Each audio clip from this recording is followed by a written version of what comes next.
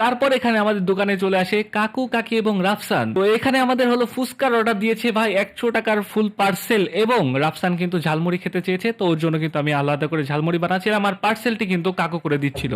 তারপর এখানে কিন্তু ঝালমুড়ি কিনতে দুই ভাই চলে আসে, যারা কিনা অলরেডি আমার ভিডিও দেখে এখানে এসেছে, মানে আমার ভিডিওটা দেখে আর কি লোকেশন জেনেছে। তো যাই হোক, তো ভাইদের কিন্তু আমরা স্পেশাল ভাবে ঝালমুড়ি তৈরি করছি, কারণ ভাই কিন্তু আমাদেরই লোক, মানে মানে আমাদের ফ্যামিলিরই লোক ভাই, কারণ যারা আমাদের ফলো করছে তারা সবাই আমাদের ফ্যামিলি। তারপরে এখানে ছোট ভাইয়ের সাথে কথা বলছিলাম, ভাইদের একটা গাড়ি রয়েছে যেই গাড়িতে তারা হলো বেকারির মাল দিয়ে থাকে। ওকে, তো যাই হোক, তারপরে কিন্তু ভাইদেরকে আমরা মুড়ি খাইয়ে দিই এবং তাদের কাছ থেকে কিন্তু বিদায় নিই। আবারও বলি, আবার আসবেন।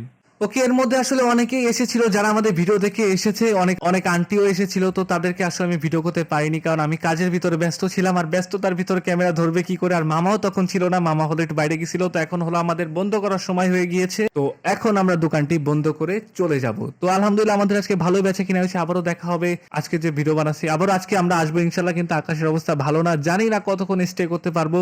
তাছাড়া খাবারের মান কেমন হয়েছে অবশ্যই কমেন্টে জানাবে। তো দেখা হচ্ছে নেক্সট ভিডিওতে, সে পর্যন্ত আপনারা সবাই ভালো থাকবেন, সুস্থ থাকবেন, টেক কেয়ার, আল্লাহ হাফেজ।